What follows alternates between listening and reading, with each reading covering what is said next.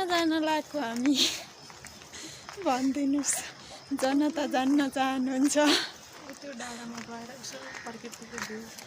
प्रकृतिलाई आँखाले निहालेर मन सन्तुष्टि जब यो प्रकृतिलाई देखिन्छ नि नजिकदेखि मन आराम र सुकुनले भरिन्छ सबै मनका कुराहरू सब बिर्से जस्तो प्रकृति नै हरा जस्तो प्रकृति नै यो हाम्रो सब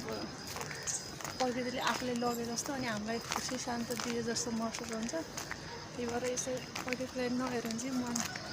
सन्तुष्टि हुँदैन त्यही भएर एक आँखा एक झलक हेरेर मन सन्तुष्ट आत्मा खुसी बनाएर घर फर्किने रिचार्ज विथ नेचर